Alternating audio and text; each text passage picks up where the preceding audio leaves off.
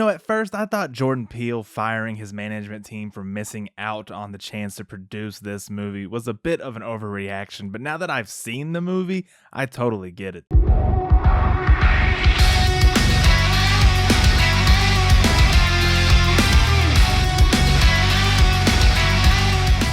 What is going on, everybody, and welcome to my review for Weapons. This is a new horror mystery thriller about a classroom of students who collectively on the same night at the same time up and vanish from their homes, leaving their small town community shrouded in darkness and confusion as to why what happened that night took place, with no answers in sight as to who or what is responsible for it. Without a doubt, this is easily one of the most anticipated horror releases of 2025, and there are many reasons behind that. Number one, it's being written and directed by Cregger, who first bursted onto the horror scene with his directorial debut Barbarian back in 2022. That was a surprise breakout hit for that year, and genre fans have been eagerly awaiting his follow-up to that film. Number two, I think all of the marketing built up for this film with the trailers and the teasers have done a really good job at gaining the interest of the more general audiences, which is something that you always need for original idea movies like this. You can get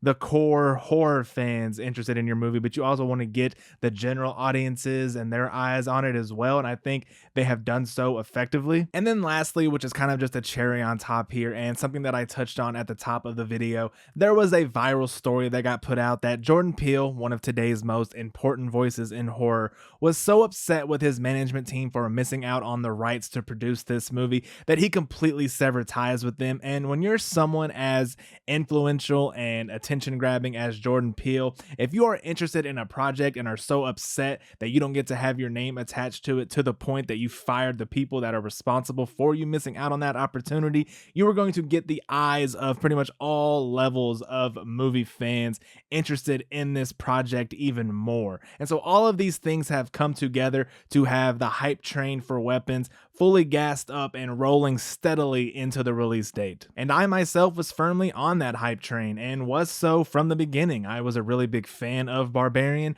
That movie did enough to show me that Cregger is a director in horror that is worth paying attention to moving forward. So whatever follow-up he had to that film was going to be something I would be excited to check out. So when the ball got rolling on this movie, I just put the blinders on. I didn't need any of the teasers or trailers to sell me on something that I was already sold on. All I really knew about this movie going in was some kids run away. I knew a couple of the cast members, and I knew Cregger was writing and directing it, and that was all that I felt I needed or wanted to know about the movie before seeing it. Before we get into what I liked and didn't like about Weapons, I'd like to ask that while you are here, please consider giving this video a like and subscribing to the channel as well for more movie reviews and content. I would love to have you guys here. Make sure to get down in the comments as well and tell me all of your thoughts on Weapons. Are you excited to check it out? Have you already seen it? If you did, what did you think about it? I would love to read everything you guys have to say about this film down below. Now let's get into this review. So starting with the positives, and I think the first question that has to be answered here is, does this movie live up to all the hype? Well, I would say emphatically, yes, it does. If Barbarian was the appetizer, then Weapons really feels like the full course meal. Everything that was done so well in Barbarian is just improved upon here, and every aspect of this movie, at the very least, either met my expectations or fully surpassed them. From top to bottom, I think the entire cast here does really well. Julia Gardner gets her horror redemption from earlier this year when she was in the painfully mid Wolfman movie. She's now gone from that to churning out two of my favorite performances of the year thus far, with Silver Surfer in the Fantastic Four and her role here in Weapons. Josh Brolin is just an actor that I've always enjoyed due to the dozens of times that I've watched The Goonies in my lifetime. He's always an actor that I'm excited to see, and he never really seems to disappoint no matter what the movie is asking of him. Alden Ehrenreich was a really nice surprise in this movie, and he is an actor that I have been defending for a really long time, and I think people need to start putting some respect on his name. His career got what felt like completely derailed back in 2018 when he decided to play a young Han Solo, which, by the way, was an impossible task to achieve. Nobody, no matter what performance he gave, was going to accept someone else in the role of Han Solo other than Harrison Ford. But even with that, I think Alden Ehrenreich gave the best performance of a young Han Solo that anyone possibly could have, and the movie is not that bad. Even the biggest problems that movie has are not his fault. He did the best with what he was given and what he could possibly do. Fans were just never going to be pleased. And since then, it feels like his career has taken a bit of a hit. We don't see him in as many things as we were led to believe he would be moving forward from that movie that was supposed to be the movie that really launched his career into the mainstream. And I blame you people for that, because he shows up in this movie and delivers one of the best performances amongst the entire cast. And I think it's about damn time that we respect this actor for the talent that he is. And I'm glad he was finally able to show it in a movie that is getting as much praise and attention as Weapons is. Justice for Alden Ehrenreich. After them, you get the likes of Austin Abrams in here, who I'm familiar with his work on Euphoria. He supplies a lot of that comedic relief you were accustomed to seeing in Barbarian. You also get a solid contribution here from Benedict Wong. He has a moment that I think visually is probably the most terrifying scene of the entire film. Whitmer Thomas and Callie Schroeder also give really horrific physical performances, and Amy Madigan as the character of Gladys will be the performance that haunts your nightmares moving forward and make you dread when that weird aunt you have comes to town even more than you already do. But of course, the real star of the show here is the man that I've already mentioned a couple of times here, and that is the writer and director Zach Cregger. I know we're only essentially 2 movies in to his writing and directing career, but he just seems to get horror, or at least the horror that I'm most interested in. Let's just start with a horror movie's core purpose. A horror movie is made to horrify its audience, and the most popular tool to use to do so has historically been jump scares. Now, a lot of people would probably label me a jump scare hater.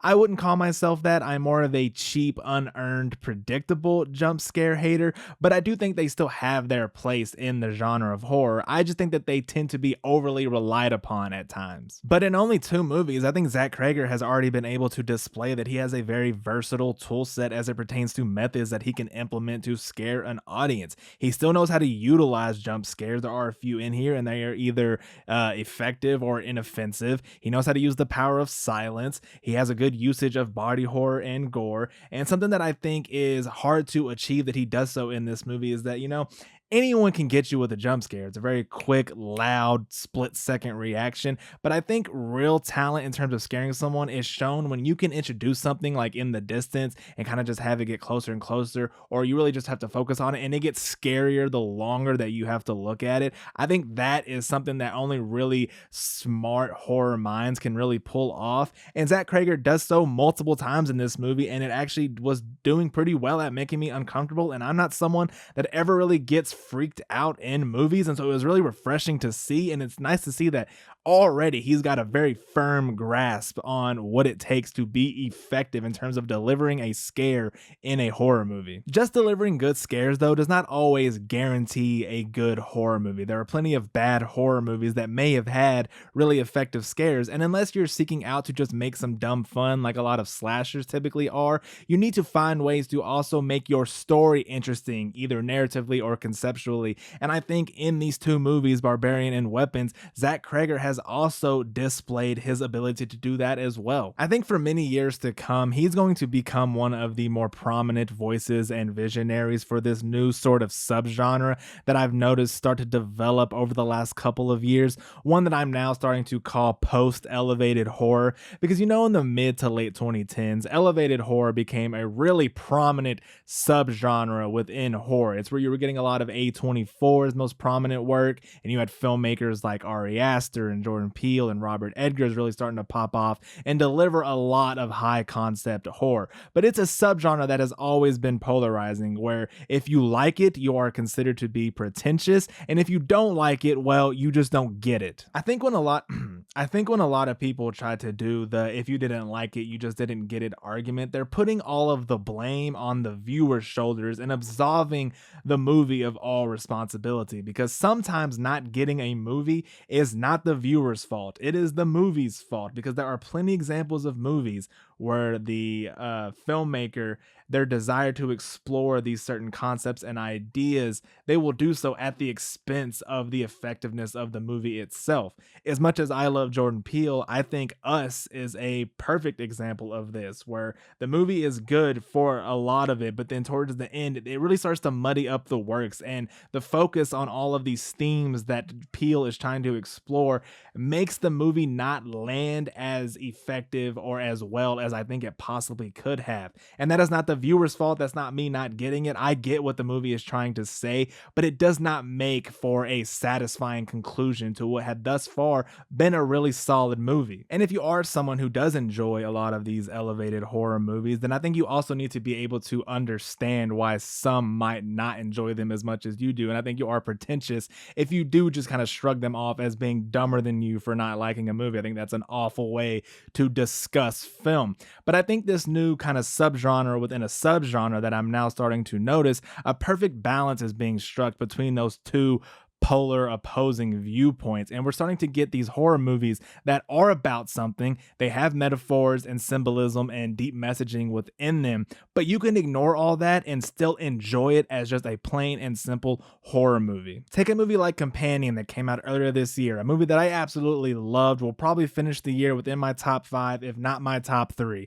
That's a horror comedy that is also about gender roles within relationships and how men will demean women and view them as lesser beings, but you can completely ignore all of that and just enjoy it as a really fun horror comedy robot survival movie and have a great time with it. Or a movie like Sinners that has received super high critical acclaim, will probably get Oscar consideration next year. You can completely ignore that it's a celebration of the blues and talking about the importance of music within individual cultures. You can completely ignore all of that if you want to, because you don't want to pay attention to the higher concepts that it is exploring, and still enjoy it as a badass, super fun vampire movie. And then a movie like Weapons, where there are metaphors and symbolism to be found within it, with like school shootings and gun violence, or mom mentality, or how we react to community trauma. Or you can just ignore all of that and enjoy it for a nice, thrilling, mystery, horrific horror ride and still have a really good time. And I think that's what a lot of horror movies are now starting to be able to achieve, is making a movie about something, having messaging, having symbolism, exploring higher concepts, but also not sacrificing the entertainment value of the movie to do so. And I'm really excited to see more movies that take this path and see what we can get down the road in the future. Moving on to the mix now, and I really only have one thing to say here, and it pertains to the style of storytelling that Zach Cregger is clearly a big fan of, because he's now implemented it in both of his movies thus far. And it's this very Magnolia, Tarantino inspired way of telling a story through varying perspectives in a non-linear fashion. So you start off with one character, you go through a sequence of events with them, and then right when things start to escalate, they shoot you all the way back to the beginning, but now from another character's perspective. And this can kind of leave you with this sort of blue balls feeling, because things are getting so good that it can feel a little exhausting to have to start back over again. It only ever really annoyed me once or twice because things were getting so good that I just wanted to see what was happening next. But the dangling of the carrot in terms of the overall mystery was still interesting enough to keep me invested and make me want to get the next little piece to the bigger puzzle. But I could see this style of storytelling wear thin on other viewers very quickly. By like the third time or so of them doing it, there might be people that are just completely done and not prefer this. I was definitely okay with it. For me, this is for sure more so positive mix than it is mixed negative, but there are some people out there that probably will not like it at all and kind of just ruin the viewing experience that they have while watching Weapons. And so that's why I'm putting it in the mixed category of my review. Getting to the negatives now, and my only real criticism for this movie is that I think it's a movie where the question as to what is going on is far more interesting than the answer that is given to us. I just don't think that the conclusion here is as unique or interesting as all of the events that led up to it were. And it's the one time in the movie that I think that storytelling style really does bite the film in the ass, because we find out what the power at play is at the end of the second to last character's perspective, and then we have to start over and go through the last character's sequence of events. But we already know what is happening now. And so that dangling of the carrot that I mentioned is no longer there. And so the mystery is gone. We're now just watching the sausage get made, and I don't find that as compelling. And it's the one section of the film that I feel really drags its feet and kind of felt like a slog to get through. Of the main characters, it's the least interesting one to follow because they don't have a lot of personality to them. All of the stuff that was keeping me engaged for all of the other portions of the movie is just not here for this last little stretch. It completely redeems itself in like the last 10 minutes or so because the ending of this movie goes completely balls to the wall, full barbarian-esque style of horror comedy and gore. So they redeem themselves in that regard. But this is a section of the film that I do think is dramatically weaker than the rest of it. So there you have it. Those are all of my thoughts on Weapons. I definitely think this movie was worthy of all of the hype. When the year is all said and done, you're going to see a lot of people that have this in their top 5, top 3, maybe even number 1 horror movie of the year. And I 100% think it is worthy of all of that praise. It's going to be approaching my top 5 for sure. I don't know just yet. The year's not over, and this has been a really good year for horror. The highs have been super high. I can't wait to see where it lands on my rankings come year end. If you're a horror fan or just a movie fan in general, I absolutely think you should go see this in theaters. I saw it in a 4D movie theater, which is something I had never experienced before, and what a fun way to watch a movie like this. If you can do that, I for sure recommend you check that out and give that a shot. Just a really fun way to turn any kind of movie you want to watch into a theme park ride. Really awesome experience. When you do go see the movie, make sure to come back here and get in the comments and tell me what you thought about it. Did you love it as much as I and everybody else is, or are you starting to think that it's going to be one of the more overrated movies of the year and you absolutely hated it? I would love to read something from that perspective. Make sure to let me know down in those comments. Don't forget to consider giving the video a like and subscribing to the channel as well for more movie reviews and content. I would love to have you here, and I will see you in my next one. Peace.